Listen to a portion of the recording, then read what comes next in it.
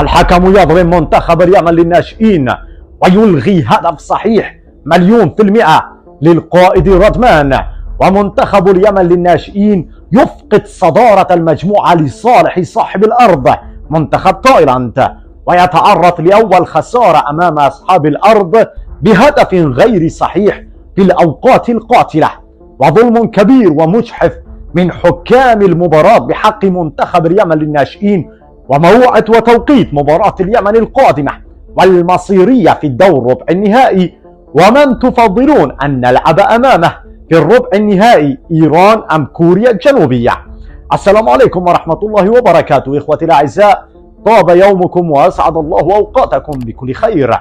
في هذا الفيديو سنتحدث عن الظلم الكبير الذي وقع على المنتخب اليمني للناشئين وخسارته الأولى، وموعد مباراته القادمة المؤهلة لكأس العالم في الدور ربع النهائي، ومشاهدة المباراة القادمة مباشرة معي عبر قناتي الثانية على اليوتيوب، ونتحدث عن آخر الأخبار والتطورات. وتنبيه هام جدا إخوتي الكرام قبل أن نخوض في تفاصيل هذه الحلقة إخوتي الأعزاء بخصوص نقل مباراة اليمن القادمة التي ستكون يوم الأحد في الدور ربع النهائي، المباراة المصيرية المؤهلة لكأس العالم، كما عودناكم ووعدناكم بنقل كافة المباريات مهما كانت مدى صعوبتها.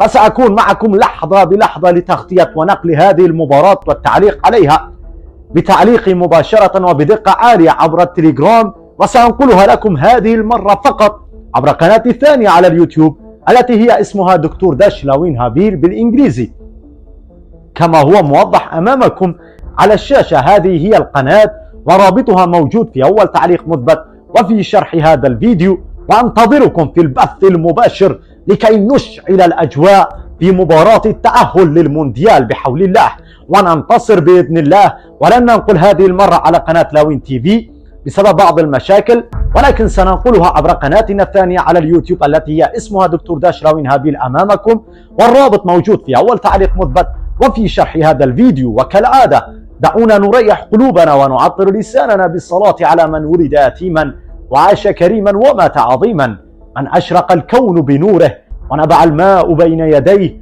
وحن إليه جذع الشجر وسبح في يده الشريف الحجر، وانشق له القمر، حبيبنا وقائدنا ونبينا وسيدنا محمد صلى الله عليه وعلى آله وصحبه وسلم. إن الله وملائكته يصلون على النبي يا أيها الذين آمنوا صلوا عليه وسلموا تسليما.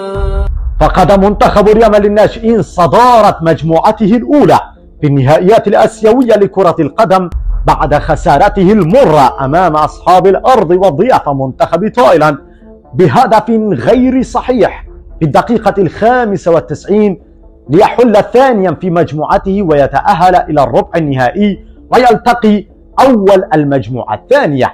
وهذا هو ترتيب المجموعة: تايلاند متصدرة بالعلامة الكاملة ب9 نقاط، واليمن في المركز الثاني ب6 نقاط. وقبل أن نذهب لتفاصيل المباراة نذكركم بتشكيلة اللقاء التي دخلها المدرب الكابتن محمد حسن البعداني، وكانت كالتالي: الحارس الأمين وضاح أنور في مركز حراسة المرمى، أمامه كل من قلبي الدفاع، كل من عبد الواحد السياغي الذي لعب أساسيا هذه المباراة بدلا من اللاعب والنجم الكبير أحمد مصطفى الحاج، وأيضا الكبير والذكي عبد الله العاقل في مركز قلب الدفاع. وفي مركز الظهير الأيمن المقاتل محمد رائد، والظهير الأيسر الداهية هيثم السلامي، وفي خط الارتكاز النجم الكبير أنور الطريقي مع اللاعب الآخر الذي لعب أساسيا وهو أحمد ياسين بدلا من اللاعب الموقوف محمد خالد المنصوري، وصانع اللعب والعالم ودينامو ومحرك الأحمر اليمني الصغير النجم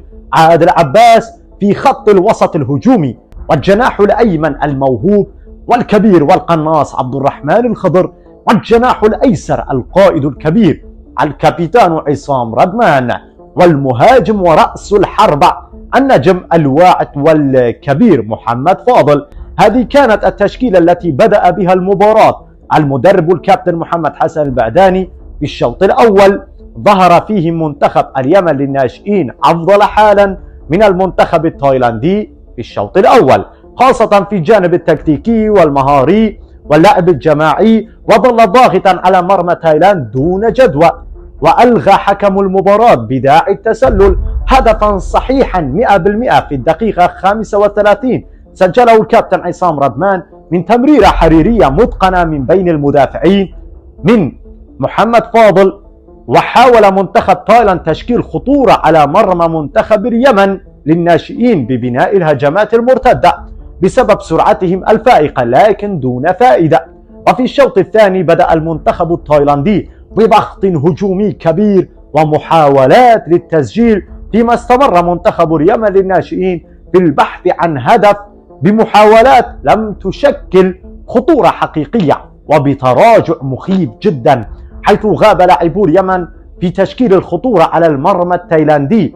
تراجع لم يكن له أي داعي، تحس وكأنهم كانوا يلعبون من أجل التعادل. نعم، التعادل كان سيكون جيدا للمنتخب اليمني للناشئين، لكن في النهاية خسر وضاعت المباراة، وأي فريق يلعب للتعادل يخسر. وضاعت المباراة من بين أيديهم، بل وفقدوا صدارتهم للمجموعة وبخبث تحكيمي غير عادي. تخيل في مباراة واحدة يتم إلغاء هدف صحيح لك، وأيضا يتم احتساب هدف غير صحيح عليك. هذا ما حصل في لقاء الأحمر اليمني الصغير، ظلم تحكيمي غير طبيعي، وكأن الشعب اليمني لم يكن ينقصه الظلم الذي يتعرض له في كافة نواحي الحياة، بل وفوق هذا كله في المجال الرياضي أيضا يتعرض لظلم كبير وغير طبيعي بالمرة.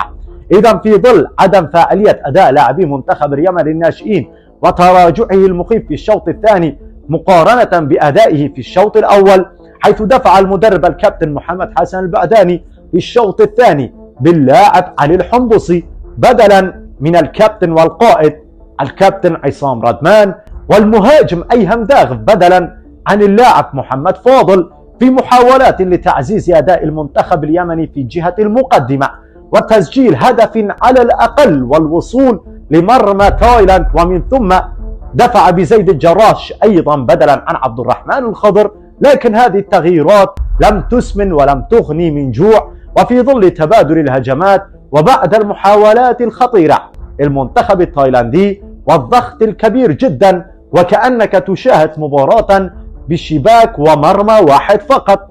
كنا نشاهد المرمى اليمني نظرا للضغط الكبير والرهيب والمتواصل للجانب التايلاندي، ليتمكن اللاعب التايلاندي تانا كريت من تسجيل هدف الفوز لتايلاند في الدقيقة الأخيرة في الدقيقة 95. لكن لم تكن هنا المشكلة، فمن الطبيعي أن يتقدم أي فريق على الآخر باعتبار أن هذه هي كرة القدم. لكن الغريب والعجيب في الأمر هو أن هذا الهدف كان غير صحيح بالمرة. يعني لو تقوم بإحضار طفل صغير لا يعرف شيئا عن قوانين كرة القدم مباشرة سيصرخ ويقول لك الهدف غير صحيح، فما بالك بحكم دولي يقوم بتحكيم مباراة على مستوى قارة بأكملها وفي بطولة كبيرة جدا بحجم كأس آسيا للناشئين. وليس هذا فقط، يا ليته كان فقط هذا الشيء، فمن الطبيعي أن يخطئ حكم المباراة، لكن من غير الطبيعي أن تشاهد حكما يلغي هدفا صحيحا لك ويحتسب هدفا غير صحيح للمنتخب الآخر، حيث أن هدفهم كان من حالة تسلل واضحة. ودعوني أزيد لكم من الشعر بيتا رغم كل هذا الظلم ورغم عدم احتسابهم لهدف صحيح لعصام ردمان في الشوط الأول بداعي التسلل، وكذلك احتسابهم لهدف غير صحيح لمنتخب تايلاند، لأن اللاعب التايلاندي كان متسللا. فوق كل هذا كانت هنالك لمسة يد أيضا على اللاعب التايلاندي، أي بمعنى أنه تم ظلم المنتخب اليمني للناشئين 3 مرات في هذه المباراة، وهذا شيء صعب جدا أن تتقبله. ولمسة يد كانت واضحة. يجب على الاتحاد الآسيوي أن يختار حكاما مميزين وكفؤين. ولاحظوا جيدا هنا في هذه الصورة، أولا التسلل، وشاهدوا بأنفسكم التسلل، وبعدها لاحظوا لمسة اليد الواضحة أيضا. لا أدري أين كان الحكم منشغلا، لكن واضح جدا أنه ربما تم رشوة الحكم من قبل منتخب تايلاند. لذلك أطالب الجهات اليمنية كلها، الاتحاد اليمني لكرة القدم، بعدم السكوت حول هذا الظلم وتقديم شكوى ضد هذا الحكم، ليس في الاتحاد الآسيوي فقط بل في محكمة الكأس ضد هذا الحكم وإيقافه مدى الحياة عن التحكيم لأن الأخطاء كانت متعمدة. فلاحظوا هنا هدف عصام ردمان صحيح 100% ولا غبار عليه. هنا لاحظوا لحظة تمرير الكرة لا يوجد تسلل، لكن الحكم ألغى الهدف. لا أدري ماذا نقول سوى حسبي الله ونعم الوكيل في الحكم وفي كل من يظلم المنتخب اليمني للناشئين، لأن هذا المنتخب هو الفرحة الوحيدة للشعب المظلوم، للشعب بأكمله، لشعب مجروح، لبلد مجروح. لماذا تكسرون نفسية الشعب؟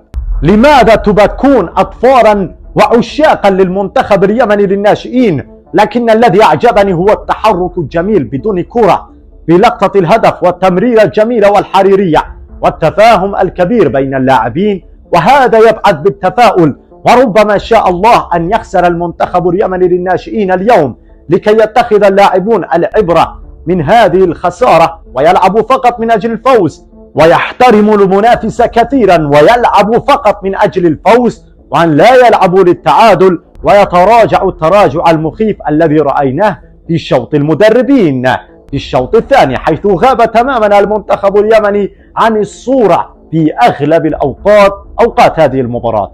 وهنا لاحظوا هدفهم الذي سجلوه، حيث كان اللاعب التايلاندي متقدما بسنتيمترات قليلة عن الدفاعات اليمنية، وبالتالي كان هنالك الشك بوجود تسلل. وحتى لو افترضنا أنه لا وجود للتسلل على اللاعب التايلاندي، فوق كل هذا كان هنالك لمسة يد أيضا، حيث سجل اللاعب التايلاندي الهدف بيده. ويعيد إلينا ذكريات هدف مارادونا. لا أدري من أين يأتون بهكذا حكام، لا الحكم المساعد جيد ولا الحكم الأول. لاحظوا هنا في العرض البطيء الذي قمت بإبطائه، لاحظوا هنا كيف لمست الكرة يد اللاعب التايلاندي وتدخل إلى الشباك ليسجل هدفا باطلا. وهنا في هذه الصورة لاحظوا وضعية جسم اللاعب بالوضع الجانبي تشير إلى تسجيله للهدف بيده، فمن غير المعقول أن تصطدم الكرة بأي عضو آخر من جسمه غير اليد بهذه الوضعية التي يقف بها أمام الشباك.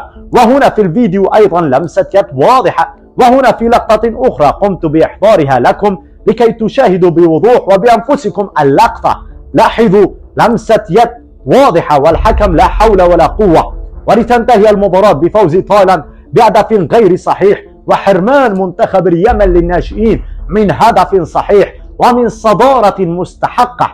لكن أرجع وأقول ربما هذه الخسارة أتت في وقتها، ربما شاء الله أن يخسر المنتخب اليمني للناشئين لكي تكون هذه ضربة تفيق اللاعبين وتجعلهم يراجعوا أنفسهم، ويجعل المدرب يلعب فقط من أجل الفوز وليست للتعادل أو التراجع إلى الوراء. وسنعيد ترتيب حساباتنا وأوراقنا مرة أخرى ونعود أقوى بحول الله.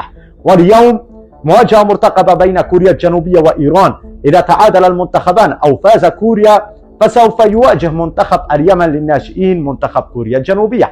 أما إذا فاز المنتخب الإيراني فسوف نواجه إيران بحول الله، لأننا كما نشاهد جدول ترتيب المجموعة الثانية أمامنا، فسنرى منتخب كوريا لديه 6 نقاط هو متصدر للمجموعة، وإيران في وصافة الترتيب في المركز الثاني ب4 نقاط. لذلك إيران ستلعب فقط للفوز من أجل الوصول لصدارة الترتيب. وأنتم إخوتي الكرام اكتبوا في التعليقات من هو المنتخب الذي تريدون أن نواجهه في الدور ربع النهائي. هل هو منتخب كوريا الجنوبية أم منتخب إيران؟ ولماذا؟ أنا من رأيي أتمنى أن نواجه إيران، لأن المنتخب الإيراني أو المنتخب الكوري الجنوبي سريع جدا، ونحن سنعاني أمامهم بسبب السرعة الكبيرة التي يملكونها، وثانيا بسبب قوتهم الهائلة وخبرتهم الكبيرة. أما إيران فسوف نكون قادرين على مجاراتهم والفوز عليهم، خاصة أننا رأينا أن قطر تعادلت أمام إيران سلبيا، رغم أن قطر هي أضعف المنتخبات المتواجدة في المجموعة الثانية.